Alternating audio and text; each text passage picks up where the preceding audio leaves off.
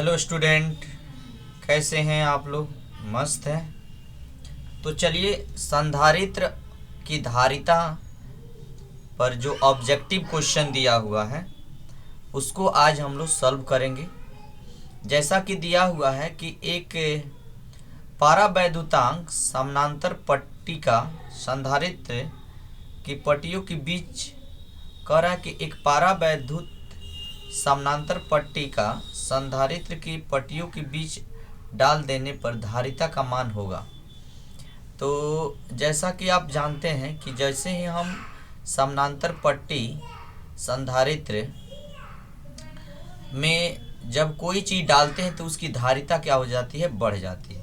तो इसका option A जो होगा बिल्कुल करेक्ट होगा, उसकी धारिता क्या हो जाएगी? बढ़ जाएगी। क्लियर। नेक्स्ट क्वेश्चन है कि धातु का पारावैद्युतांक होता है। धातु का पारावैद्युतांक होता है, तो धातु का जो पारावैद्युतांक होता है वह इन्फिनिटिव होता है। धातु का पारावैद्युतांक कितना होता है? इन्फिनिटिव होता है। क्लियर। चलिए, नेक्स्ट क्वेश्चन है कि एक माइक्रोफैराड धारिता वाले संधारित्र की पट्टी के बीच 1 वोल्ट विभवांतर रखने पर आवेशित संधारित्र पर आवेश होगा। यानी आवेश कितना होगा? तो आप लोग जानते हैं कि C बराबर होता है Q/V। तो इसमें C का वैल्यू दे दिया है। C कितना दिया हो? C जो है वह है 1 माइक्रोफैराड, और हमारा वोल्ट जो दिया हो वो कितना दिया है? 1 वोल्ट। तो हम Q निकाल सकते हैं, तो Q बराबर क्या हो जाएगा? CV हो जाएगा। यानी Q बराबर C के जगह 1 और Q के जगह 1, C के जगह 1 इंटू 10⁻⁻6 और V के जगह 1। तो यह हो जाएगा हमारा 1 माइक्रोकूलम, यानी 1 माइक्रोकूलम का चार्ज उस पर होगा। यानी ऑप्शन बी जो होगा बिल्कुल करेक्ट होगा। ऑप्शन बी जो होगा क्या होगा? बिल्कुल करेक्ट होगा। चलिए, नेक्स्ट क्वेश्चन है कि दो समान धारिता C है और उसकी संधारित्र को समानांतर क्रम में जोड़ा जाए तो उसकी धारिता, जैसे यह 2 संधारित्र हो गया, इसकी धारिता जो है C है, दोनों की क्या है? C है। अगर जोड़ देते हैं तो इसकी कुल धारिता इक्विवेलेंट क्या होगा? C बराबर C1 प्लस C2। तो C1 भी C है और C2 भी C है, तो कितना हो जाएगा? 2C। यानी ऑप्शन जो है ए करेक्ट होगा, 2C। कितना होगा? 2C। चलिए, नेक्स्ट क्वेश्चन है कि निम्नलिखित में किस राशि का मात्रक वोल्ट पर मीटर होता है? वोल्ट पर मीटर होता है। तो देखिए, आप लोग जानते हैं E और V में जो रिलेशन होता है, रिलेशन वह कितना होता है? E और V में, E और V का रिलेशन होता है E बराबर -dV/dx या dr। तो V का मतलब वोल्टेज और x का मतलब मीटर। तो वोल्टेज पर मीटर जो होगा इलेक्ट्रिक फील्ड इंटेंसिटी का जो होगा SI मात्रक होगा। तो देखिए, विद्युत फ्लक्स दिया है, विद्युत विभव,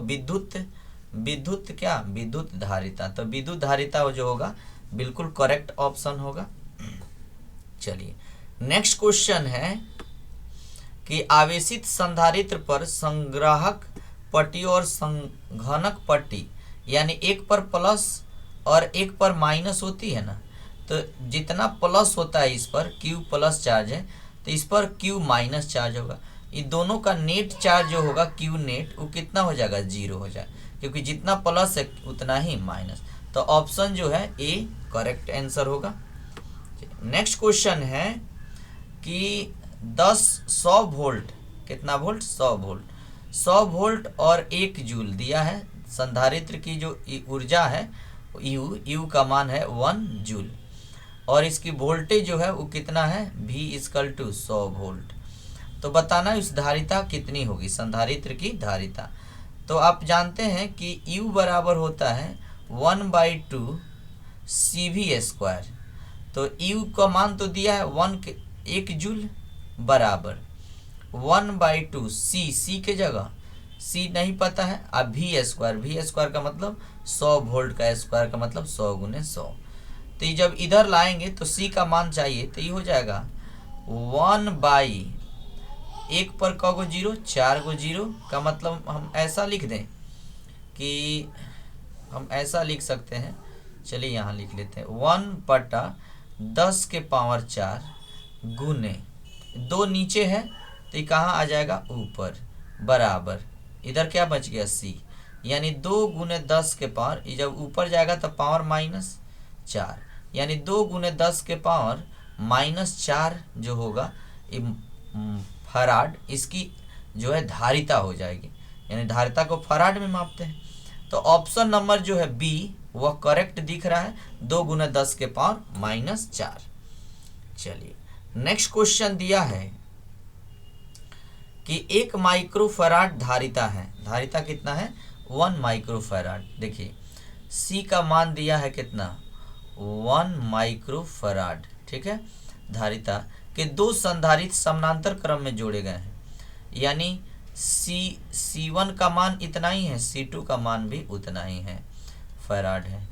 तो इन्हें अगर श्रेणी क्रम में एक जोड़ दी जाए, 2 संधारित्र है जिसका एगो का है 1 माइक्रोफराड तो दूसरा का इतना ही है, और तीसरा जो है उसका वैल्यू दिया हुआ है 0.5 माइक्रोफराड। तो तीसरा संधारित्र जुड़ा है तो परिणामी होगा, तो परिणाम कितना होगा, देखिए पहले तो 2 गो जोड़ा गया है समानांतर क्रम में, तो समानांतर क्रम में 2 गो जोड़ लीजिए, यह हो गया, इसको समानांतर क्रम में जोड़ लेते हैं। फिर इसके साथ श्रेणी क्रम में एगो जोड़ा गया है जिसका मान है 0.5 माइक्रोफराड। चलिए तो इसकी अगर धारिता देखी जाए तो ये समानांतर है तो कैसा हो जाएगा, दोनों को ऐड करेंगे 2 माइक्रोफराड हो जाएगा। अच्छा, यानी अब दोनों को जोड़ने पर ई हो गया 2 माइक्रोफराड, और ई है इसका जो मान है ई है 0.5 माइक्रोफराड, ठीक है।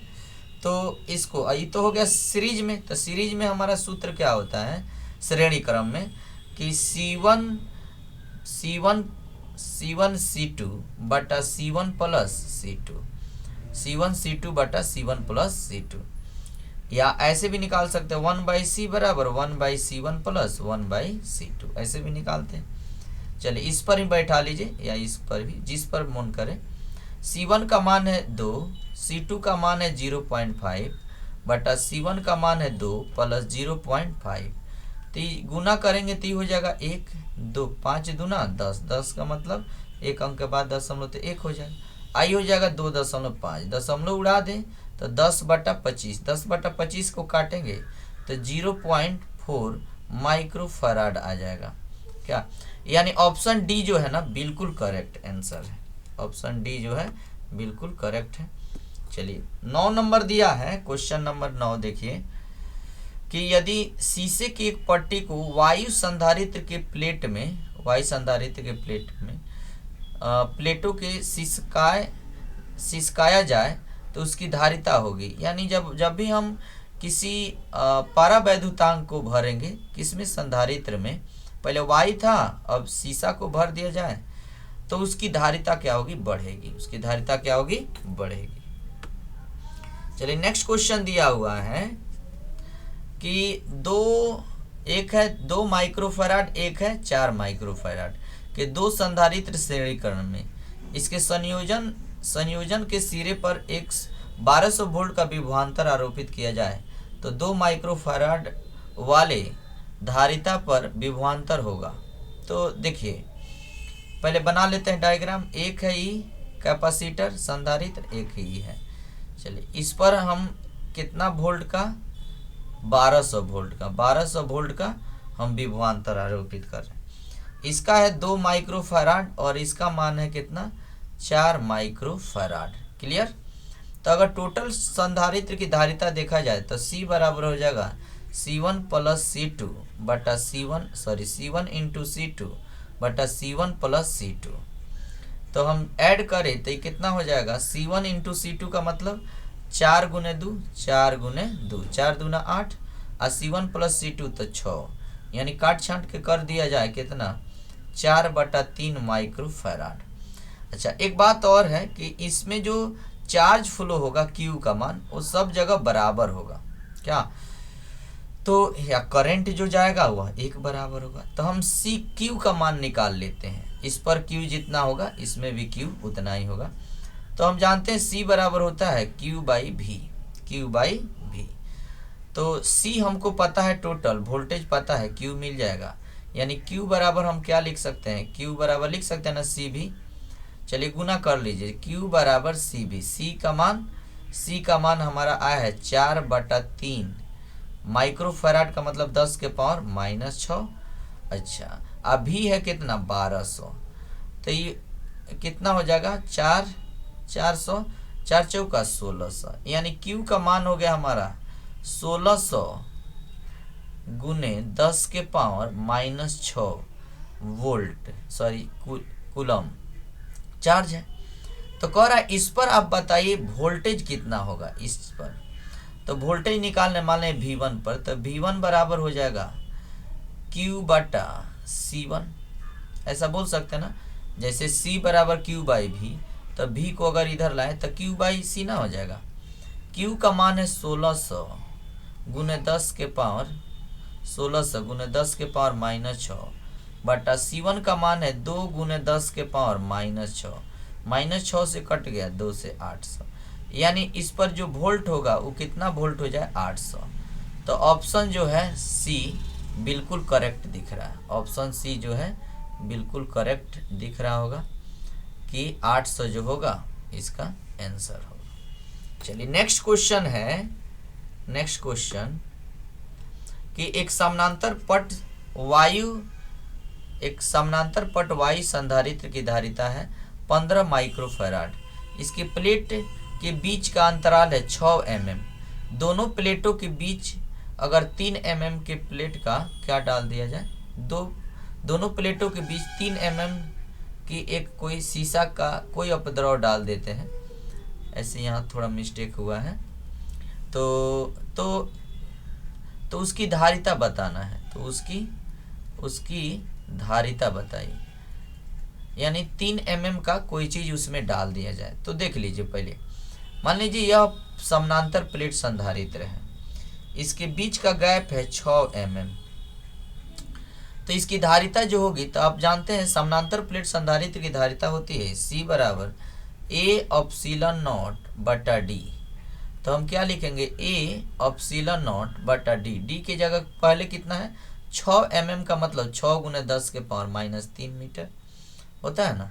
अच्छा, जब इसको हम क्या किया जाए, इस दो समानांतर प्लेट संधारित्र में 3 mm मोटाई का कोई उपद्रव हम डाल रहे हैं, शीशा डाल रहे हैं, तो इसके बीच का हवा का गैप कितना हो जाएगा 6 mm पहले था 6 - 3 गुने 10 के पावर -3 मीटर। क्या मीटर में बदल दें, पहले 6 था अब 3, तो घटा देंगे तो बीच हवा कितना रह जाएगा इतना। तो अगर C डैश निकाले तो हमारा क्या हो जाएगा A/0 बटा, अब लिखेंगे कितना 6 - 3 गुने 10 के पावर -3 मीटर।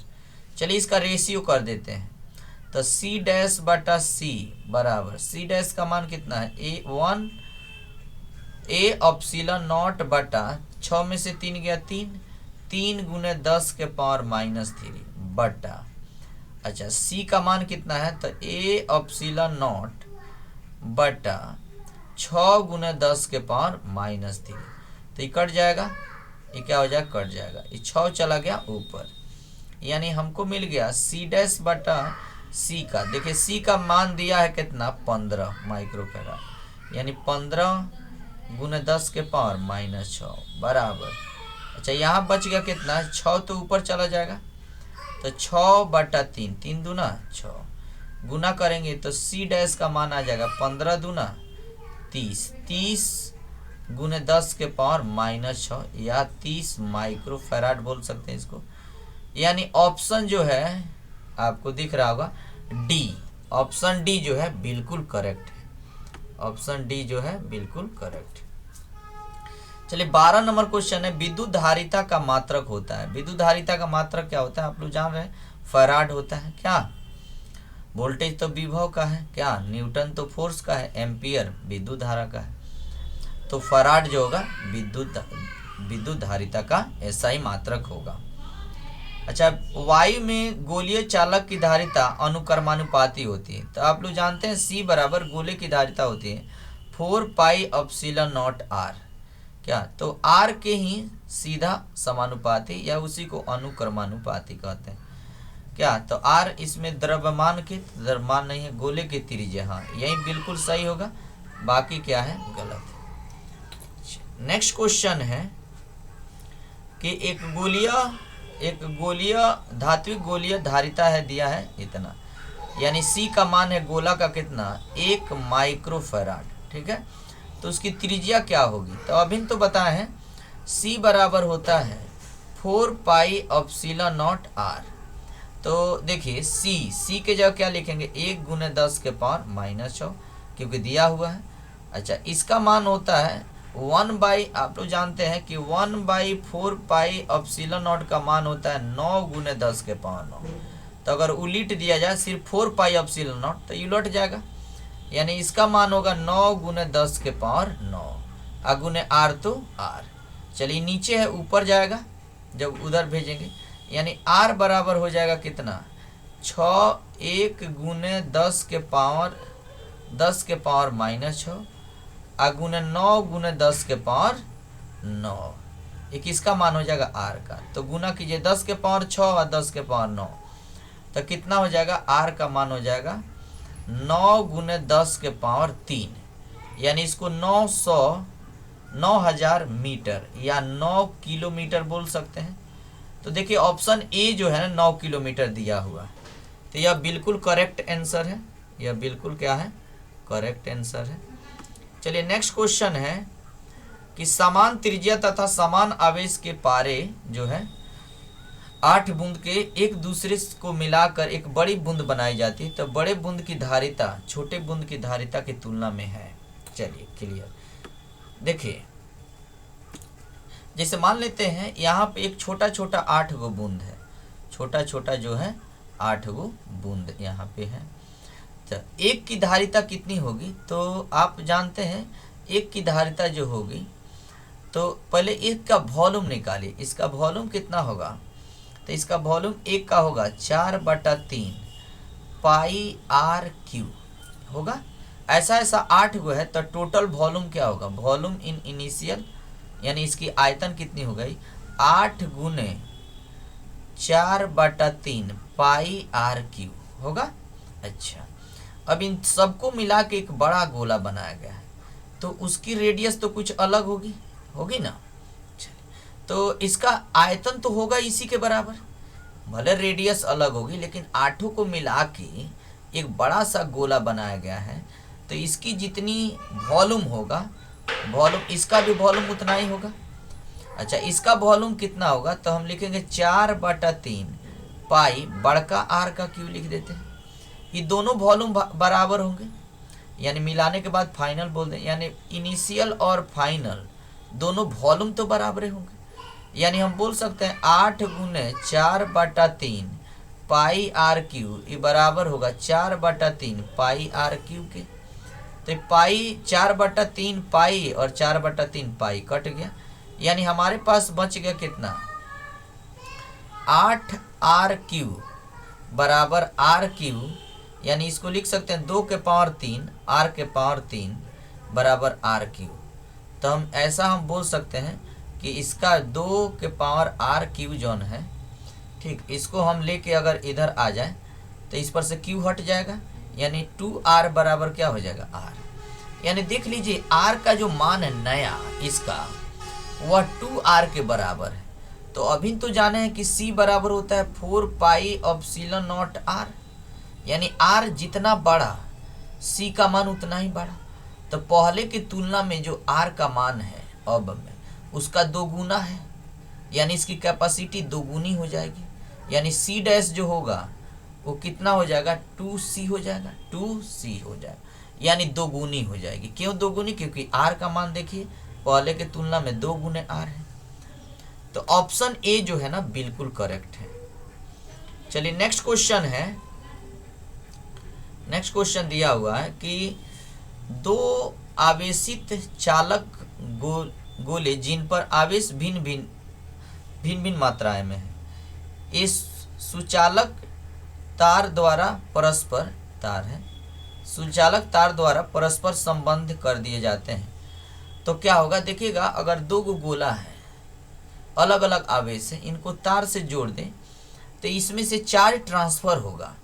ये तब तक ट्रांसफर होगा एक दूसरे में से जब तक पोटेंशियल दोनों का सेम ना हो जाए। क्या, तो देखिएगा इस गोले की ऊर्जा संरक्षित होती है, गोले के आवेश संरक्षित, हाँ आवेश ऊर्जा संरक्षित नहीं हो, क्योंकि यहाँ से यहाँ जाने में एनर्जी का कुछ ह्रास होगा, लेकिन चार्ज कभी, चार्ज हम लोग कंजर्वेशन ऑफ चार्ज पढ़े, चार्ज कभी लॉस नहीं होता। क्या, तो कुल आवेश संरक्षित होगा। ऑप्शन नंबर बी जो है ना बिल्कुल करेक्ट होगा।